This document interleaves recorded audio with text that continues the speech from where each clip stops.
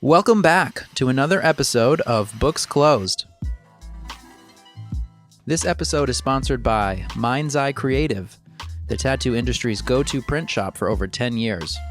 Mr. Flash Machine, a revival of production tattoo flash offering a collection of over 400 sheets and counting. And Cosig Publications, offering quality books on Irezumi, tattooing, Zen and Japanese culture. Well. This week brings us on a journey through some areas we haven't fully explored in this discussion of social media's impact on tattooing. This entire season, I have talked to a handful of some of the greatest tattooers, but haven't spent a lot of time with younger, newer ones. There are a couple artists that have caught my eye while making this show, due to the way their work stands out and to the huge followings that they have amassed online.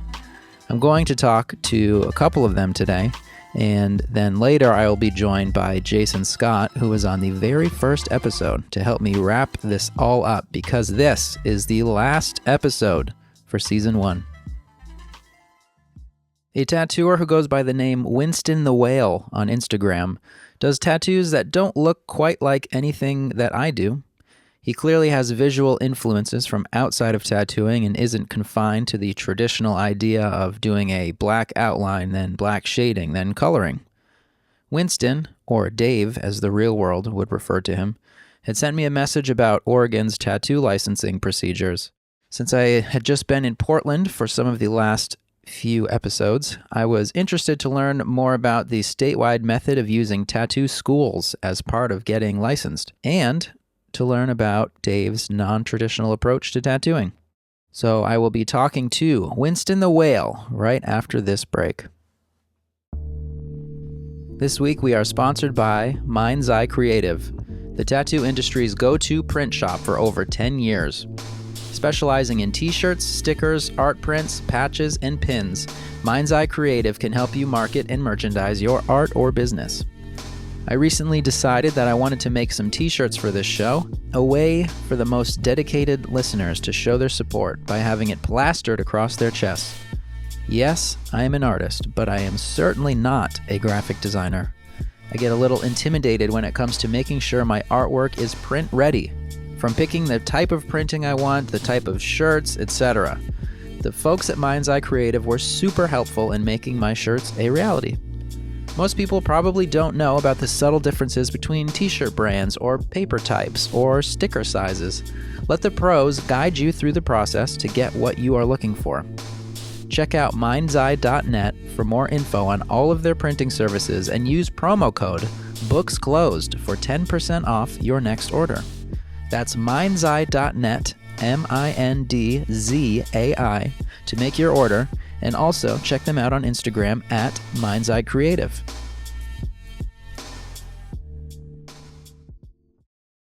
How long have you been tattooing? Technically, my first tattoo I ever did was November 29th. No, wait, not 2011, 2014. Yeah, so about 4 years now. It was like sketchy stick and poke out of my apartment for like a few months, but it was kind of crazy when I started. I had been pursuing a career as an artist. And when I started tattooing, I already had a pretty good following, on Instagram. And I'd say within about 3 weeks to a month of doing my first stick and poke and posting it, I was booked out of my apartment doing tattoos like every day. And then within about 6 months of, that first tattoo, I was working at a shop tattooing every day at a shop. Doing stick and poke? No, doing machine tattoos. So, yeah, I transitioned to machine tattoos when I went to tattoo school here in Oregon. Yeah, so what's the deal with the tattoo school? Because you had written me a message saying that the regulations in Oregon are based around tattoo schools as an option for people to learn. So the way it works is, if you're a new tattooer, you haven't been tattooing in another state where you've had some kind of licensure or at least proof that you've been paying taxes and tattooing legitimately for it's either 3 or 4 years. I can't remember the exact number. If you don't have that, then you have to go to tattoo school. Tattoo school, it's a total joke, man, but it's all based around the health licensing office. So how much does it cost? It's about, the one that I did was about $7,400, but they range all the way up to like there's a guy that runs one where it's like a one-on-one kind of school deal, and he does, I think it's like 15,000 or something like that. So are these just tattoo schools, or are they tattoo shops that have like a sector of their education? So apparently there's a route you can go that you can become a tattoo school, like out of a shop or whatever. I don't know how all that works. I don't know how that, how you get that certification or whatever, but most of the schools will also have like some kind of shop thing attached to it. Like the one that I went to, the instructor would also tattoo out of there and charge, for tattoos out of the tattoo school. And then there's another one that has like a shop that's like separate from the school, but it's, they're like attached in the same building or whatever. So I think there's a little bit of a mixture going on there, That's so weird. I never heard of that. Tattoo, you mean like the whole tattoo school requirement thing? Yeah, I mean, I've heard of tattoo schools, but I always thought that they were just like private things that people would just do by choice, but I've never heard it as a requirement or as an option that's outlined by a state regulation. Yeah, so I mean, it's made Oregon and Portland kind of a unique landscape as far as like the tattoo community goes because of that. It's created a little bit of a pop or wave of new tattooers who are able to kind of like bypass a lot of I guess the paying your dues part of getting into tattooing, and they can just, I mean, if you have a social media and you have a following and you know a few people and you get together, you can open a private studio as long as you go to school. And school, if you do it right and you have enough people to tattoo, I did school in 2.5 months, I got in there and got it over with, and like I had a chair waiting for me at a shop before I even finished tattoo school. So it was like, it happened so fast. It kind of blew my mind whenever I first got into it, because I had always, I had hung out with a lot of tattooers, and my good buddy was a tattooer. I'd go hang out at the shop and whatever, and it always seemed like this thing that, okay, you have to kind of trudge through this process of the apprenticeship. You have to kind of like be this kind of bottom of the barrel person for a little bit before you can kind of build up to where, wherever you want to be with your tattoo career. Yeah, and then I found out about tattoo school, and I was already using social media, and it was insane how fast it all happened for me. It was like within a year, I was booked out for months doing tattoos every fucking day. I surprised myself with it. I didn't really I wasn't ready for it, to be honest with you. Right, I think, yeah, of course. I think it happened a little faster than I was ready to anticipate. How did you deal with that then? How did you deal to adjusting to being so busy from still being a little green? Lots of anxiety. I think that's normal for anyone starting to tattoo. Yeah, totally. Learning to tattoo is a fucking terrifying thing. Man, it's, you're holding this thing that's vibrating. It's permanent. You're sweating bullets. The person's staring you dead in the eye while you're doing it. It's just like fucking terrifying. But I think that, pushing yourself through those experiences helps you grow really fast. And I think that I was surrounded by the right people at the time when I started, and I had already been so versed in making art. I was pulling clean lines with my markers and my paintbrushes and stuff like that years before I had touched the tattoo machine. So my understanding of muscle memory was kind of there, that I kind of bridged mediums from, painting and drawing and all that into tattooing. Do you think that looking back on it, you could have gotten a more well-rounded education from a more traditional apprenticeship, or do you think that the school is really all that you're going to get out of that anyway? Man, so like I said, I had been hanging out with some tattooers before the school thing, even before I knew about any of that. And my weed dealer from high school became a tattooer, and we would go hang out at the shop. And a couple of friends when I was younger became tattooers, and so I was exposed to that. I got to hang out around that a little bit and get a taste of what it feels like to be around that. But a lot of these people that are getting into tattoo school don't have that perspective and just jump right into it. And it's given way to an interesting new kind of wave and idea of tattooing and an idea of how a shop works and all of that. But yeah, I think that relying solely on the school thing, man, if you're doing that, then you're totally shorting yourself, So it is a flawed system, in your opinion? I mean, I used it to my advantage, and a lot of people are using it to their advantage. But when you actually go in and look at what they're doing in the tattoo schools, when I did my first tattoo, they didn't come look at how I set up. The guy didn't look at my machine. He didn't go, hey, how far are you hanging your needle? What volts are you running stuff at? Like he walked by about 30 minutes into the tattoo, watched me tattoo for about 2 minutes, nodded and walked away. That was it. You must have been nailing it. I mean, it was fucking weird for me because I was scared shitless. I'm like, okay, here we go. Like Yeah. sink or swim. All right. I'm sure you're familiar with the attitude of people that say traditional apprenticeship is the only way to do it. If you don't do that, you're a fucking poser. You're not going to learn shit. Why do you think that they're so staunch in that belief? Well, I think just like any kind of medium of art, if you've been doing something a certain way and you've learned it and you've seen it work really well for you and other people who are involved doing it, then that's your opinion and that's your belief. And it can be difficult to watch something happen any other way when you've spent your entire career. A lot of these guys have been tattooing for 20 years and shit, long before social media was even, they could even conceive of what's happening right now. And so, to watch things change so exponentially and so fast, and watch things happen that kind of bypass all of these traditions or this school of thought. I totally understand how that can be difficult. I came up painting graffiti pretty young, and it was the same thing when I started. There are like all these kind of rules within graffiti and whatnot, and I watched those change a lot over the year, and it has been difficult sometimes to watch how kids out on the street, the way they paint and their attitude about painting is so different from the way I was taught. I get it, You see the kind of like disingenuous qualities of it, right? You see these people come up that aren't necessarily doing it with a lot of respect towards tattooing, but more like, yeah, I get to be a tattooer now.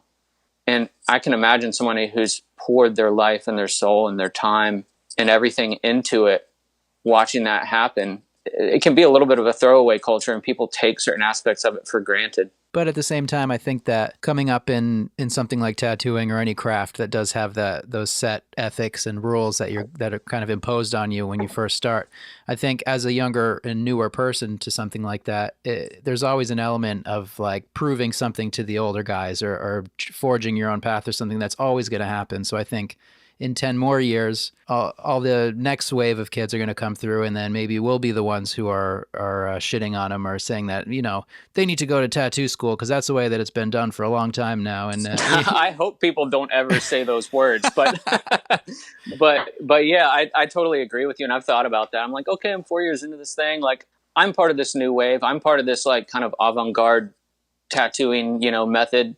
I can be a real cynical person sometimes. I'm sure I'll look back, look at them and be like, oh, those kids don't know what the fuck they're doing, Back when I was using Instagram and we were getting followers, Right, exactly, yeah. Yeah, it's always the cycle's always gonna kind of turn itself over. But it's also an interesting thing to think that so many tattooers, the attitude is that we want to go against the norm, or we don't want to follow the rules, or we want to do our own thing the way we're going to do it. But then at the same time, someone with that attitude can impose their rules on someone else. Someone like you, who you did what you had to do to get where you are, which is this, it comes from the same place. It's just that you didn't take the steps that someone before you may deem acceptable. Well, so a lot of these kids that are going to tattoo school, they go straight to opening up their shop or straight to a private studio. They don't spend any time in a shop at all, where I spent a year at the shop, and those conversations I had and that experience I had and watching and observing all of that and all of the guest spots that I've done where I've gone to places where where I've been around people who are, have been in the game for a while, that experience was so invaluable to me. And I take that into account with everything that I do, I think that a little bit of that harsh criticism or that harsh reality, not living in your own bubble, in your own echo chamber of validation, which is exactly what Instagram can really pigeonhole you into existing in, it can make you soft to a fault. I think that a little bit of softness is great. A little bit of open-mindedness to a new way of doing things or a new approach or a new technique, or, oh, this person's doing this thing where they're like layering colors in a weird way. And, like just automatically shutting that down. I think I don't know. There's been plenty of times where I've had to bite my tongue, in my opinion, because I'm like, oh, that's not the way I would do it. But hey, if this person is going to experiment, let them sink or swim and let them figure it out. And I did some tattoos in the beginning that, holy shit, man, I look back and I'm like, what the fuck was I thinking? Why did I put that there? Why did I not put lines on that and put lines on that? Why did I, there's things that I look back on and I'm like, I would never do it that way again. But the avant-garde attitude, the trial and error of going through that and hounding people for healed shots and talking to other tattooers about the formula of how you compose a well-crafted tattoo while still pushing the boundaries and trying something new, has been super important in my own path. And I think a lot of people miss out on that because they don't want to surround themselves with anything other than validation. About your work specifically, this style that you've embraced and that you've developed, some could say that maybe it's lacking in because you do a lot of colored outlines or colored fields without a black outline around them. Right. I've gotten so much shit for this. I'm sure this isn't the first time someone's asked. Yeah. I had a feeling this was coming, but go ahead. Because, an older tattooer who maybe might not agree with the path you've taken, someone like that may point out that these tattoo schools are the problem, and the reason that the path you took didn't work shows in your work because you're lacking a basic understanding of what needs to happen to make a tattoo last. I've been doing the no color thing, the no outline thing for a while, and I get people to send me healed shots, and I'm like crazy about getting those healed shots. If I do one that I'm like, I question, right? I'm like, I don't know about that. Like that was like, we'll see what happens. I need to talk to this person. There's been a couple that I've been like, okay, I've had to go back and do some things to fix them. And that's part of trial and error. And that's part of pushing something new, right? Is failing and owning up to when you fail and trying to formulate something that will work a little bit better. How did you said you had a following a bit before tattooing, but once you were really tattooing full time, how did you start to really build your following online? One thing that really catapulted things for me was I did this. I don't know if you've seen the 3D tattoos, the like red and blue ones. I did one of those and I started doing it. It became kind of a regular thing that I did. BuzzFeed reached out to me and I did an interview with them. And then Huffington Post also reached out and I did an interview with them. Being put on those platforms and those media outlets, just it exploded. It happened so fast. Yeah, they've got massive audiences. Yeah, huge audiences, and that leapfrogged into other opportunities, and it got shared on a bunch of other different media outlets. And I had a fucking news camera crew come to my little private studio once and film me while I was tattooing. It was so weird. Yeah. It was kind of it happened a little faster than I was ready for it to, but it definitely kind of pushed things really quickly. You started with a following from art, and then very quickly you gained a following with tattooing, but you're still just a year into tattooing working at a shop when you're probably getting a lot of praise still on the internet. So mentally, what does that do for you? Did it give you a false sense of confidence that maybe you shouldn't have early on? Or did you just feel pressure all the time and it pushed you to rise to the occasion? I've definitely tried my very best to compartmentalize that false sense of validation or just the validation that I get from the internet, from the reality of what I'm doing. I don't want to leave behind a path of destruction or whatever, I'm trying to be as realistic about everything that I'm doing as possible. That just through the short conversation, it really shows that you seem to have the right attitude about everything, and you are in such a unique position because most tattooers don't just have this boom and this recognition that you've gotten so quickly. So it's refreshing to see the way that you're handling it and what you're doing with it, and just your attitude towards everything. So. Yeah, I mean, I'm trying, man. Like I said, I can be kind of a cynical person, and I spend a lot of time kind of kicking myself and feeling really intense self-shame. I feel like I'm not really part of the tattoo community at large in Portland. I don't really know that many people. I don't really have any old schoolers that I can reach out to or hang out with or anything like that. I've tried to embrace just where I am with what I'm doing and just continue on my own path and not try and seek validation from anybody, but just do the best do the absolute best that I can with what I've got. It's been good so far. I mean, I fucking love tattooing, man. It's been an extremely fulfilling way to engage with people and art. And there's something special that happens when you're sitting with a client for like 3 or 4 hours, and there's a certain connection that's already there. They're there for a reason, right? They're there because they want to be there, and it means something to them. It's kind of crazy phenomenon in that you're just putting ink in someone's skin, but they walk out with this like whole experience and this newfound appreciation for themselves a lot of times, you know, that goes beyond the actual act of just tattooing. I don't know. I fucking love it, man. I don't want to stop anytime soon. That's for sure.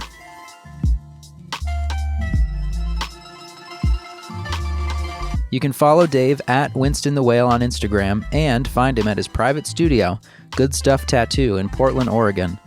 As of now, he may be the first tattooer whose books are actually closed on this show. But stay up to date with him online for future information about that.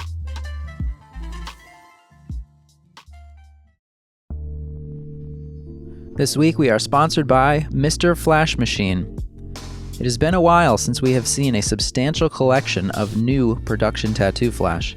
When buying flash, you want to be sure it's going to sell. Your customers all have the entire World Wide Web at their fingertips, so how do we compete with that? Well, Mr. Flash Machine has over 400 sheets for sale that are full of stuff that your customers not only want, but it's stuff that they're not exactly going to find on Google. These are sheets of lined and shaded images that will be the perfect starting point for your customers who want to find that perfect image that catches their eye. Check out some examples at Mr. Flash Machine on Instagram. They sent me 4 sets of their flash to check out, and it was a serious brick of tattoo flash. You could tattoo for an entire career off of this stuff, and I personally plan to never draw again. If you're not pausing this already to go order, then let me sweeten the pot even more. Use promo code BOOKSCLOSED for 20% off your entire order until October 1st. Doing a single tattoo from these sets will pay you back. Get over to @Mr. Flash Machine on Instagram to get all of the info, and don't forget to use promo code BOOKSCLOSED for 20% off your entire order. You can thank me later. Another tattooer who I received an email from was Jake Haines. Based in Sweden, Jake is a relatively new tattooer whose Instagram already has over 300,000 followers. Ba-boom. You can see his page at Pokeeeeeeoh. That's Pokeeeeeeoh. There, you'll find a body of work that is made of mainly simplistic, mostly just outline tattoos.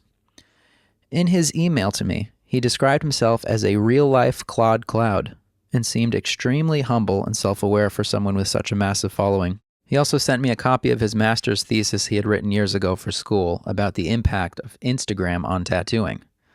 Obviously, we've got some things we can talk about here, some things in common. So I'm going to give Jake a call, and I've got my pal, Jason Scott, here with me to sit in for it. Do you go by your real name in public, or do you just go by your Insta name? My Insta name is absolutely stupid and ridiculous, so I go by my real name, which is Jake. Perfect. Yeah, that name, it's a long story, but I wouldn't have chosen it if I had known my account would get so big. Right. Do people come into the shop and they say, "Hey, I've got an appointment with Pokeeeeeeoh"? Yeah, there's a lot of different iterations of it, I gotta say. A lot of people emphasize the O part. Mm-hmm. Yeah, and a lot of people think that for some reason, a lot of people think I'm a Japanese woman. I think there's something about the pokey part, and I don't know, maybe my tattoos are kind of feminine or something like that. But yep, I'm not a Japanese woman, unfortunately. Interesting. Isn't it weird how that works, that sort of stuff? We get a perception of someone just based on a name sometimes. Yeah, well, I know I do. That's for sure. So you are based in Sweden? Yeah, I'm in the southern tip of Sweden, in Malmö. It's a pretty small town. There's about 300,000 people here. So it's the third biggest city in Sweden. but it's cool down here. It's right beside Copenhagen, actually. Yeah. What's the tattoo culture like there? Is there a scene going on or what? Yeah, it's pretty strong. It's pretty strong. There are a lot of really good shops here. There are a lot of more sort of classic, more traditional studios, but it's a really good mix, actually. For the size of the city, I think there are quite a lot of studios and artists. So it's the people here are spoiled for choice, I guess. Right. Well, that's not a bad problem to have. No, it's not. So let's talk a little bit about how you came up and everything, because that's how you first got in contact with me and it really caught my attention. And it's funny because I think you had started following me and I followed you back as to like bookmark you to look more into you. So once I made the connection that I was also emailing with Jake and not the Japanese woman I thought I was talking to on Instagram, then it was a connection for me. So so you didn't have a formal apprenticeship at all? No. Yeah, well, I guess when I emailed you, I sent you my thesis there. What were you studying in school? Yeah, I was studying media studies, and they let me. I was both studying and working as a tattooer, and for some reason they let me do my thesis on tattooing and Instagram, and I really don't know how they thought that would be valuable for them, but it was really valuable for me anyway. So yeah, so when I wrote to you, I came across your podcast, and then I realized it was the same topic as my thesis, which was how has Instagram changed the tattoo industry. I started thinking about what I was doing and how I was doing it. I started tattooing in this kind of way that everyone hates now, where you just kind of start doing it at home, and then you get your friends who want tattoos, and then that's how I learned in '95. There wasn't a lot of options, but it was still frowned upon. Yeah, but I guess now the difference is that you can, from having a couple of friends over for tattoos, you can go from that to being a sort of like Instagram star, right? Which I somehow became, and yeah, it's pretty odd. Yeah. So how fast did your following accumulate? Pretty quick, but pretty steady. It's like I started that Instagram 2.5 years ago. Yeah. So you've been tattooing for how long now? Yeah, 3.5 years. Right. So you've had the Instagram the whole time, and it's just been steady growth. Yeah, I mean, if you go back on my Instagram to the first photos, it's like these really, really, really bad tattoos. I mean, I guess they're still not the greatest, but you can go all the way back and see the progression. And I mean, you don't want to be too critical of those because some of them still might be healing. That's true. Yeah, I mean, I still really like those tattoos, and yeah. I think in some ways I got worse. But what do you mean? Yeah, I mean now I'm back then I was so free. I didn't really have that much pressure. I didn't have this pressure of 300,000 people looking at my work either. So I would just kind of do these tattoos that kind of felt natural. Now I feel like I'm a little bit like, I worry too much about what people are going to think. It's a bit of a problem, And do you think it's really truly pressure from 300,000 people, or is it just the pressure that you've put onto yourself because you know that number is sitting on top of your profile? Yeah, that's a good question. I know I put a lot of pressure on myself, and I know that not a lot of people not a lot of those 300,000 people know what they're seeing, or they don't really see it because of this algorithm thing. But right. Yeah, I don't know. I think it is quite a lot of pressure anyway. But let's cut to the chase here. How did you do it? Inquiring minds want to know how to become Insta-famous. So lay out the simple steps, and then we can all do it too. Okay. Step 1, start making tattoos that you can appreciate in 1/3 of a second. I think that's like one of the most important things about Instagram is that when people are scrolling through their feed, they give each photo like a fraction of a second of consideration. And my tattoos they're mostly line based. There's hardly any shading, and they're pretty small, and they work really well on a tiny little screen. And I think that's something that's really, really helped me. I mean, it's so easy to like my tattoos on Instagram, Whereas someone that's done like a really big back piece, you actually have to stop scrolling, and you have to think about what's there, and you have to zoom in a little bit. So I think the first thing to do is make really, really simple tattoos. And I kind of hate myself for doing it. I kind of, when I put a lot of work into a tattoo, something bigger, something with shading, something I'm proud of, it never gets very much attention. It's always the one where it's like, 3 little dots on someone's neck or something like that. Right. So I guess that's one thing. Yeah, make simple tattoos. Second of all, I guess be consistent with how the photos look. My photos are all sort of like desaturated, and they all look pretty much alike. It's very uniform. I think people like that. It's comfortable. Was all this stuff a conscious decision from the start, or are these things that you picked up along the way, or was it just coincidence? Was this the way that you wanted to put your work out, and after the fact you were able to see all the benefits of it? No, it was definitely not planned, and I have no idea. I had no idea what I was doing, and I still don't. Are you attracted to other styles of tattooing than the stuff that you do? Yeah, I am. I really am. I'm actually. I mean, I like this minimal style that I do, of course, but I'm always more attracted to other styles, and I always sort of wish that I was able to do them. Like my style of tattooing is not really by choice. It's only because I lack the talent of being able to do other styles. Do you think that you'll ever branch out and pursue to work in those styles in the future? Well, I try to, but that's another thing about Instagram. If you put out really homogeneous work, sort of all minimal line-based tattoos, and the pictures look the same, then people are going to ask for that. People are going to ask for whatever you've put up. So you can steer your style through what you put up, because that's what people are going to ask for. So, for example, if you want to do a bunch of little moons, then put up pictures of little moons, and people ask for little moons. But for me, it's a bit hard to ask someone to, get an old school tattoo from me when all they've seen is these little dinky line tattoos on my feet, Yeah. So do you feel stuck? Yeah, I do feel stuck. I definitely do. Yeah. So sometimes I ask friends if I can do other stuff on them, and I put out flash that's a little bit different, and I try, but it is very hard. And I think that's another thing about Instagram. Not only for each individual are you kind of stuck being homogenous, but the industry as a whole. I mean, we're all looking at one another. Definitely. And I think it has its ups and its downs because of it. Yeah. I mean, do you feel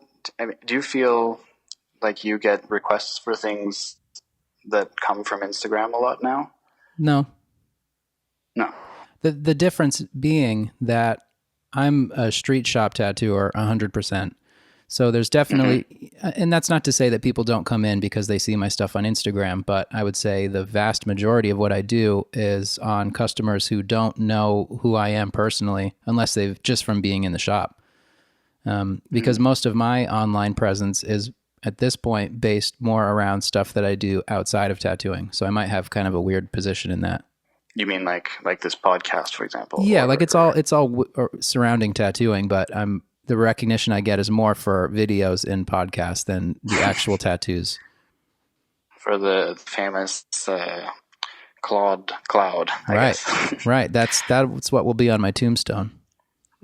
Oh dear. I really like those videos, by the way. Thank you. I think I saw them when they came out, and I just recognize myself so much in them. Do you drive a Maserati?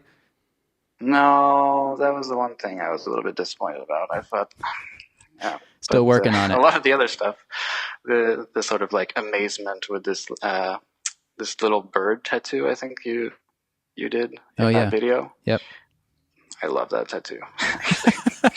Well, feel free to bite it if you're inclined. I give you permission. You've earned it.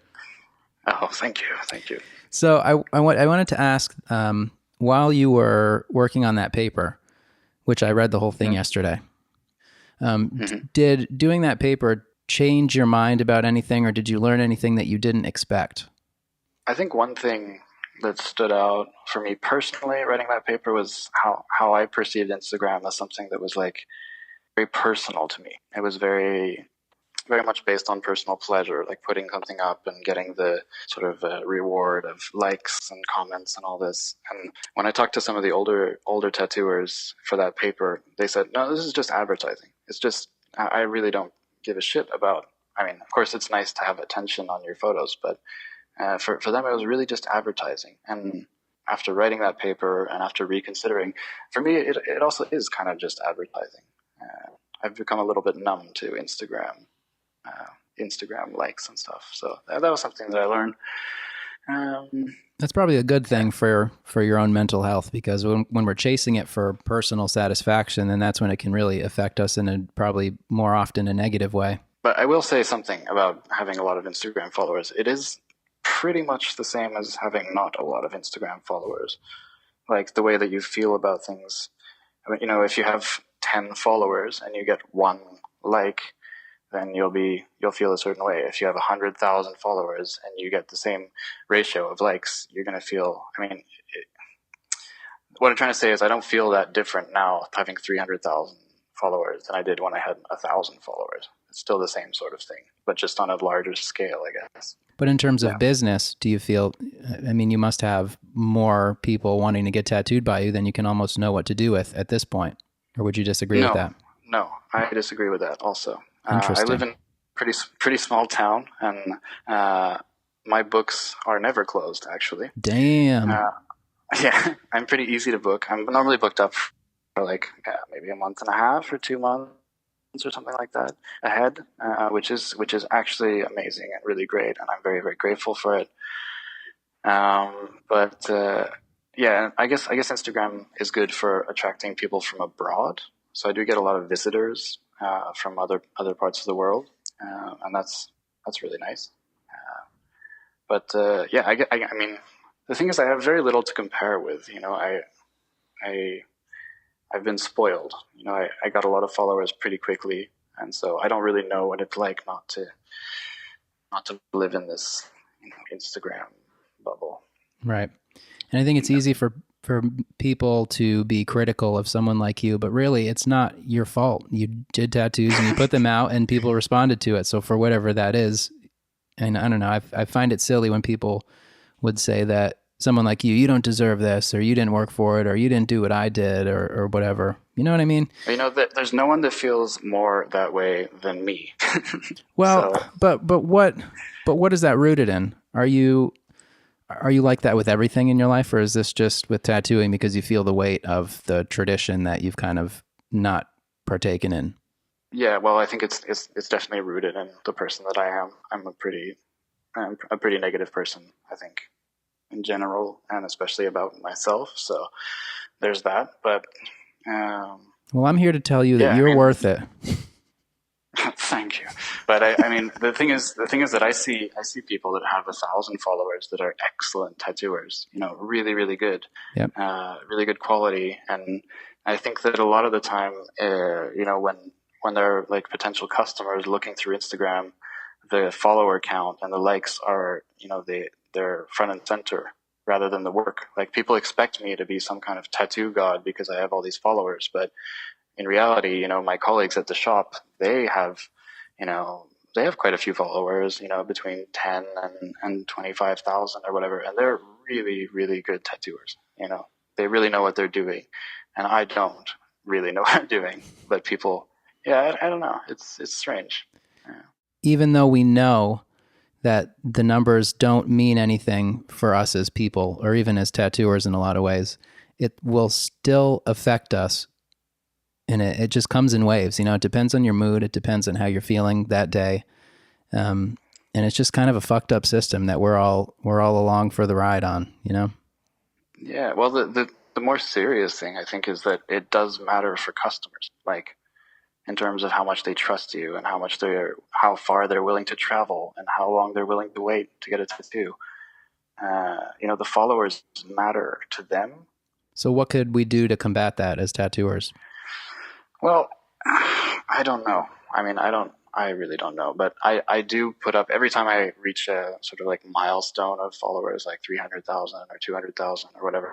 I try to, I put out all these like stories or posts saying that, yeah, I have a bunch of colleagues that have not as many followers that are really good. So I guess it's up to those who have a lot of followers to remind people that followers are not really, they're not any kind of indication of talent or skill or anything like that. But it's also hard because, if I have a customer that says, oh, you're really good at tattooing, you have so many followers, I can't really say I'm really bad at tattooing. I mean, you could. I'm about to tattoo them. I guess I could. We'll tell them after. Yeah, I'll tell them after. They'll know, I think. Yeah, give them a couple of weeks. Yeah, exactly. You got to stop being so trepidatious or trepid, whatever the fucking word is. You got to just accept it. You're a tattooer. You got some juice going, and it's okay. Yeah, you're right. I mean, I really do. I actually have a question for you, though, before we finish. Yeah. When I was writing my paper, when you write a paper like this, a master's thesis, you have to sort of justify why you're writing it, and you have to sort of, predict your outcomes, and you have to have a conclusion, and you kind of got to know that before you set out on the voyage of writing the paper. And do you have some sort of like, why are you doing this podcast? That's a great question. I definitely didn't have a goal in mind when I started it. I mean, I guess the initial motivation was the fact that I listened to a lot of podcasts, and I've always listened to a lot of radio, and I've been attracted to that medium as a way of conveying ideas and opinions and everything. I just like to listen to people talk. So I think in my head would have liked to do something like this, but never had an idea.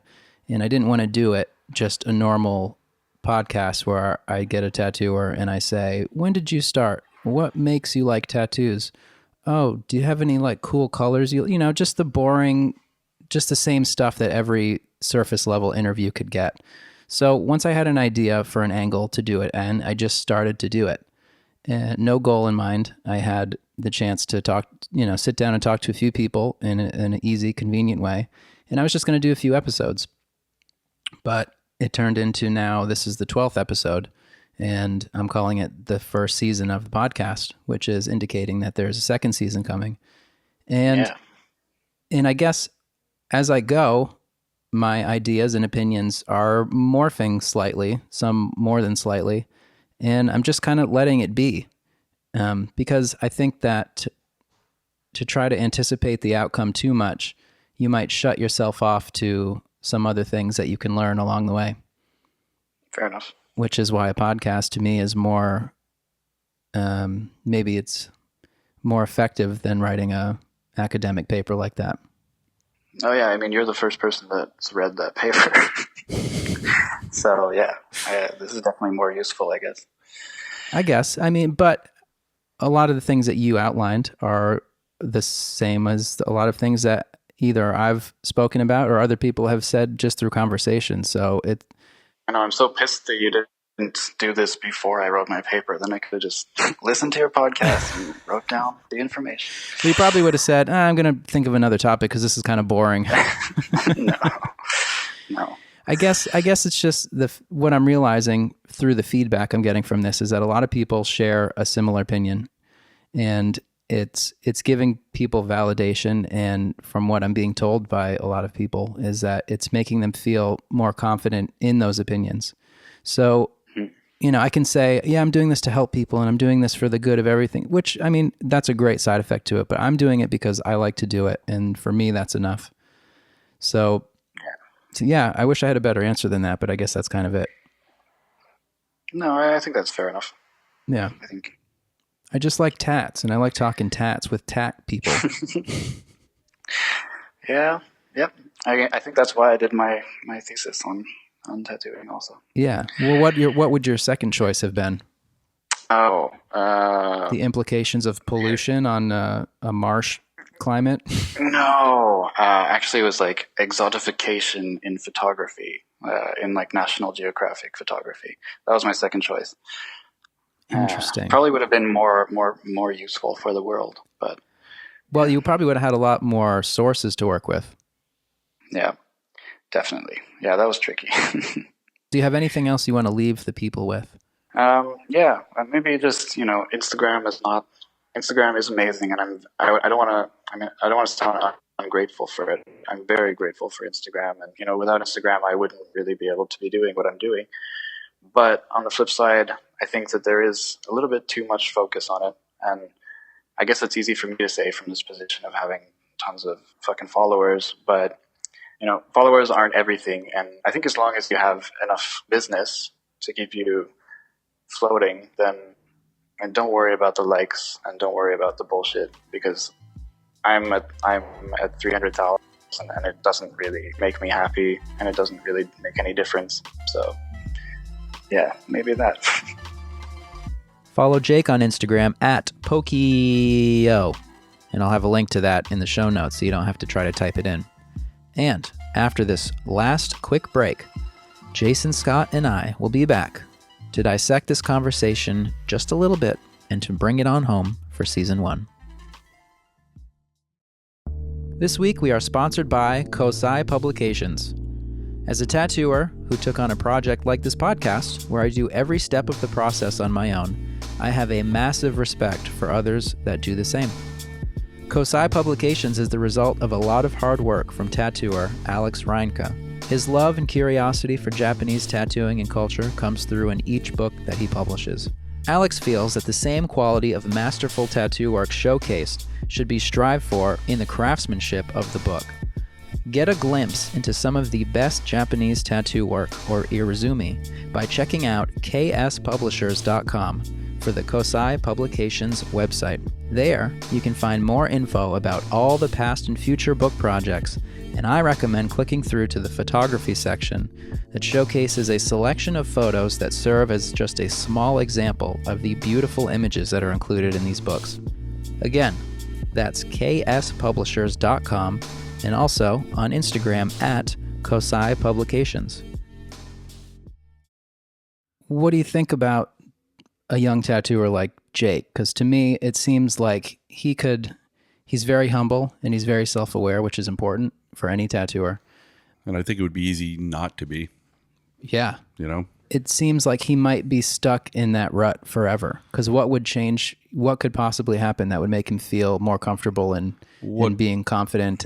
Well, no, but what happens when the next platform comes along that's not Instagram and we all have to start from scratch again? But I think it's always going to be relative. Someone with 300,000 followers, when you jump to the next thing, they're still going to have more than the rest. Absolutely, but where's Tequila, whatever her name was? She had the first million hits, first million friends on MySpace. Look what that got her, right? I think she does porno videos now. Yeah, probably. Yeah, she had her 15 minutes, but I don't know. I just wonder. I wouldn't want to get too vested in Instagram in case the next thing comes along. But I mean, in terms of like his real life, like Instagram aside, he must be hard at work. Where, like you said, if he thinks everyone at work tattoos better than he does, and they're not getting any of the recognition, it must be a daily reminder that he's living something that he doesn't feel like is extremely accurate. Mm-hmm. It's hard. It is. Hard, it's good, but he didn't really choose it. He wanted as many as he could get, I'm sure, but I don't think he ever thought about what it would be like at 300,000. It's like being a really handsome actor that wants to do art films, but you're just cast as like the lead of the like superhero movies, and you might make a ton of money, and it would be great, and you can get booked for whatever, but you're never going to be the artist that you feel like you would want to be, and it's almost like a curse. That Shia LaBeouf guy, right? Was that his name? He turned down. Yeah, he's all fucked up. But what were the movies he did? A series of them, right? I think he did Transformers. Yeah, and he turned down one of them, and it was like the most money anyone's ever got in an action or whatever, But it was like, I guess it gets to the point where that's not everything, But I guess in terms of acting, then it's assumed that you get to a point where you can make enough money that you can do stuff that you don't want to do. But with tattooers, we're not making movie money, so you never really get to a point where you can just say fuck it to the rest of everything. It's weird how Steve even feels not worthy, though. Steve Byrne? Yeah. Like to have 300,000 or whatever. I don't know, they're like hairdressers and wherever, and like he's making excuses for being one of the higher, which he should be. I think, it's like I'm not surprised that he has 300,000. Plus, he's world traveled and he's from England. And I mean, I think he gets more exposure. Same with Chad, more exposure than the average person. But it is interesting to think what's the extra push that brings you from like 60,000 to 300,000, because it's not, I mean, it's very rare for tattooers to have followings that big. I think, right, 60 to 80 is like the max usually, except for the few exceptional circumstances. I mean, I know there's a lot of European tattooers that have like hundreds and hundreds, right? I don't know if any of them have 1 million, but... Well, there's that guy, Dr. Wu from LA, that has over 1 million. Does he really? Mm-hmm. Wow. But I think it's because he does tattooing that really stands out and it's unique. And I always say is it also linear stuff like that? Or is it... Yeah, it's like really, it's a lot of like small stuff, very finely detailed things. Scott Campbell-esque? Yeah. Okay. Yeah, in that same school. Yeah. But he's definitely got his own unique images and ways that he does stuff that I think people latch onto. But I always think that the most attractive tattoos to the general public, which is when you have 300,000 followers, you're accessing not just tattoo people anymore. You're getting like normal people that don't necessarily follow a bunch of tattooers. Yeah, they have 1 or 2 tattoos. And like he said, I think small, simple tattoos read better on a small square screen. I never really thought of it that way, but he's right. Like a back piece, I mean, if you're really into it, or it's somebody that you really like their style, you might pinch the screen and try to, look at the details. But I think the average person has a little thing behind their ear or a little thing on their wrist or something that follows you because, they like your tattoos. And back to the Antichrist, same thing. It was like... Autochrist, sorry. The Antichrist. Yeah, the Antichrist. But anyway, same thing with like... Maybe his tattoos just, like you said, they're different. And you can recognize it in 3 seconds. It's very true. Mm-hmm. Whereas also, I guess some traditional, I mean, you look at a Burke Rack tattoo, 3 seconds kind of does the job, Right. It's like looking at more than just the tattoo is what you're putting out, I guess is the idea. Yeah. To really think about the whole, everything you put out as a whole. Right. And being a fast food world, I think people like you said, they're giving you 3 seconds. If it's too complicated, they're just going to, because there's so many great tattooers that, don't have any followers or very few. But like Jake said, the real problem is that it's the customers that are using that as their validation. But I guess magazines were too, to some degree.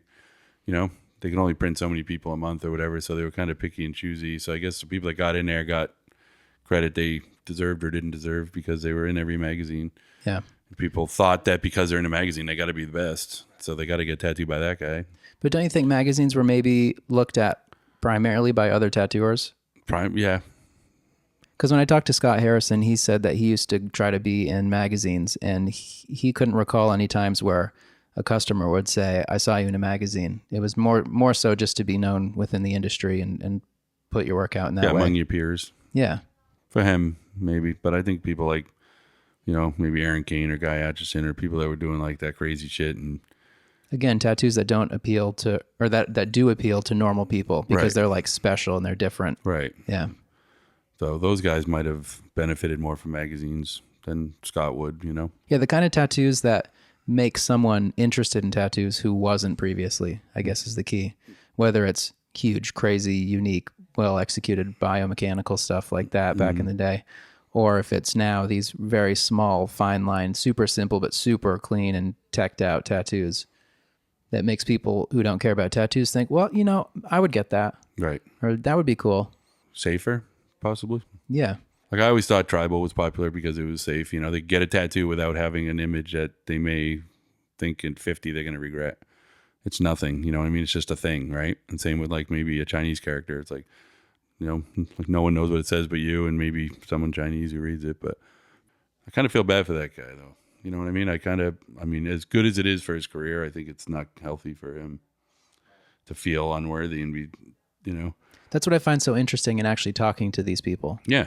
Because same with Otto. It's like, you don't know what you don't know how he's going to come out, if he's super serious or he's just trolling everybody or if he's, like. It's so easy to assume. It absolutely. And everybody does. Everyone has an assumption, whether it's one way, one side or the other. Everybody thinks they know, but till you talk to somebody, it's like, that's kind of, I don't know. Like I said, I mean, financially and work related and stuff, I guess it's good, but I don't think I'd want the pressure if I felt that inadequate, like he's not, you know what I mean? But he's always going to feel that way. Like, interesting. Do you think that maybe his lack of having a more traditional apprenticeship might be to blame for him not having the, like even confidence, the mental tools to be a tattooer. Yeah, I'm because sure. that's a huge part of it. You learn Yeah, how to be a tattooer from looking at other tattooers doing it. And I don't mean just doing tattoos. I mean the whole thing around it. Right. And then everyone at the shop probably came up proper maybe, and he kind of felt, you know, he probably feels Like the oddball. inadequate or like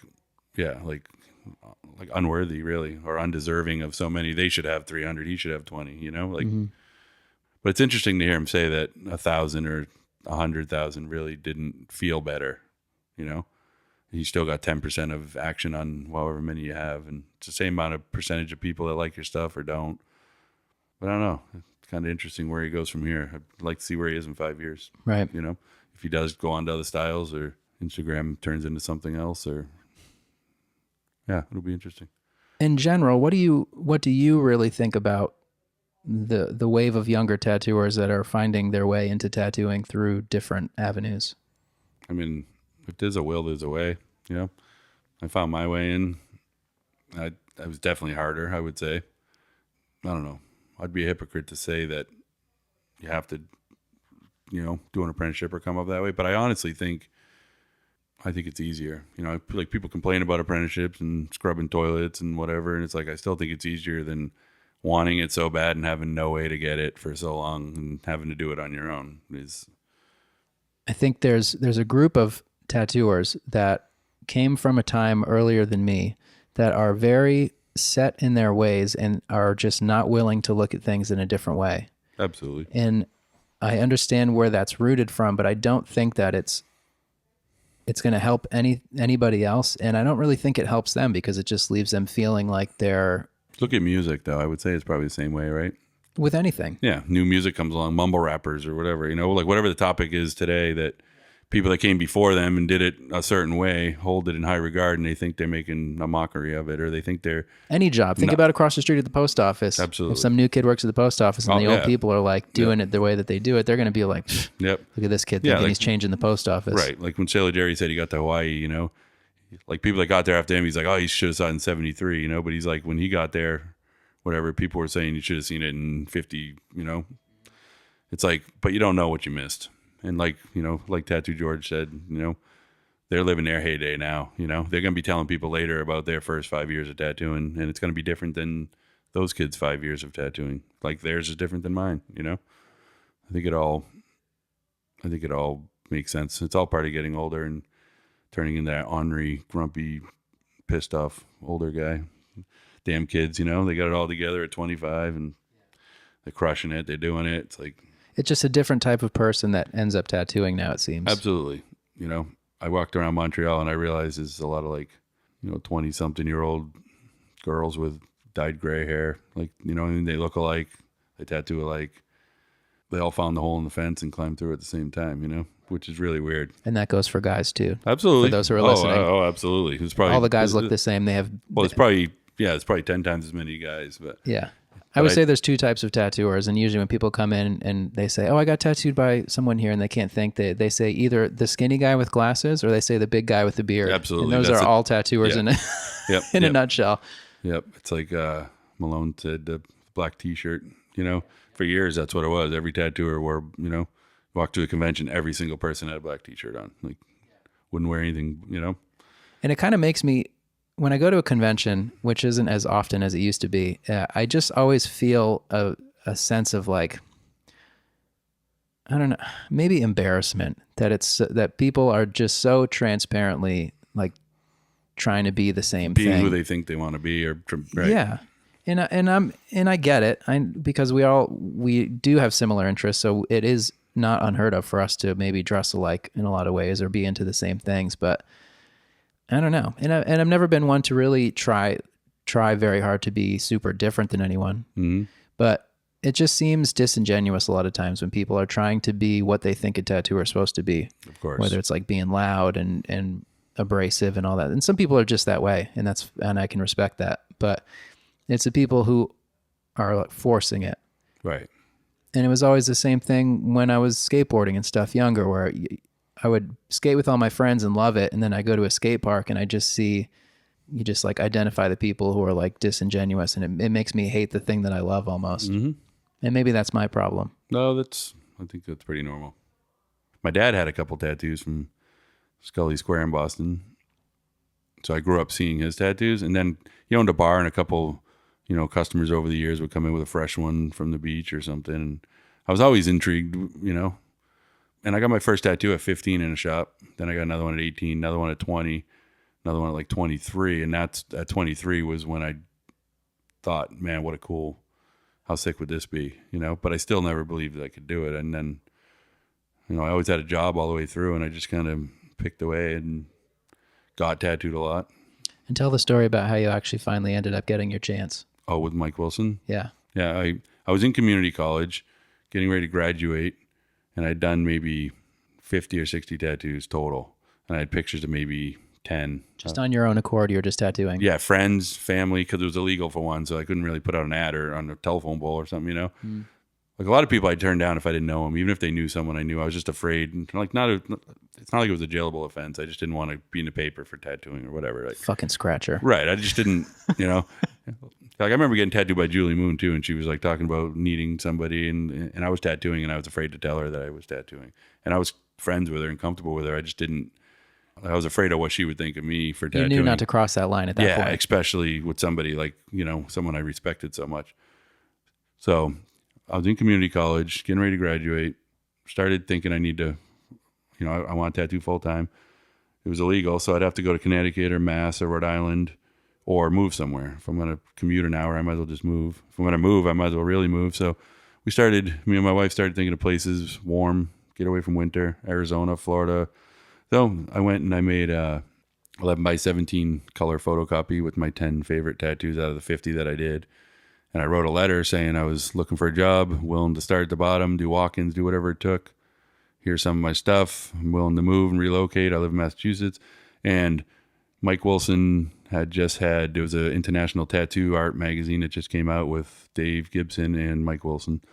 And I was so into Mike's stuff, I ended up sending a letter to Dina in Orlando where Mike apprenticed.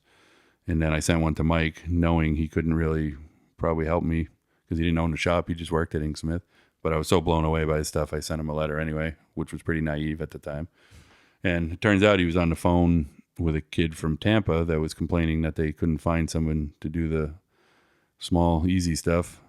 And Mike was opening his mail and passed my phone number on. And he just happened to open your letter at the time he was on the phone. Yep, never met me, never heard of me, opened the mail on the phone, said, call this kid, passed my number on. So Wilson got my first job without even ever meeting me.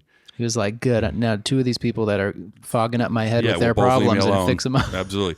And I told him the story years later, and he's like, you're so lucky I was on the phone, because normally it's like I pull it out and it goes, that's going in the trash. It's like, as I would do now. If some kid sent me, 12 photocopied pictures of his work looking for a job, I'd be like, yeah, whatever. But no, I just really got lucky that, that kid was chewing on his ear saying he couldn't find anyone, and I was, bothering him in his snail mail. So.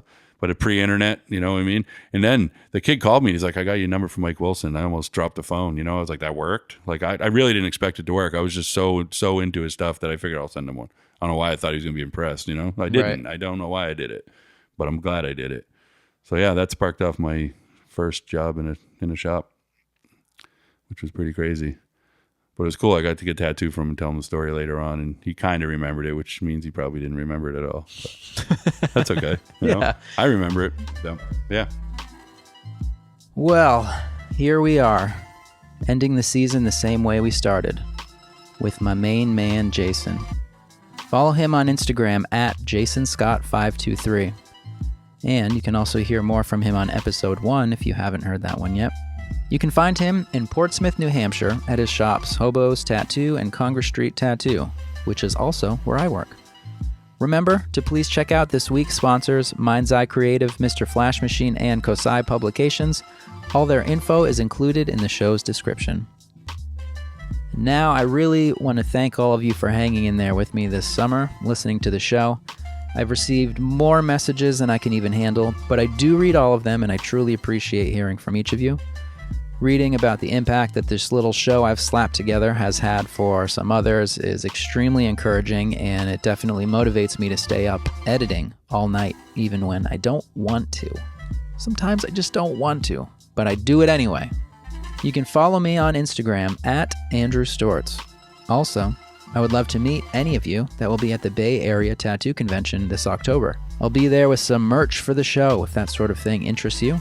And also, I'll be tattooing. So if any of you want to get tattooed, get in touch with me ahead of time to book. Because my books are open. All show notes, information, and videos can be found on booksclosepodcast.com. Please consider giving the show a rating or review wherever you listen. If you are still listening to this right now, you must be enjoying it, so let the world know. I will be back in due time with Season 2 of Books Closed. There will be more great guests and more stories to tell, because you know what they say. Well, do you? Do you know?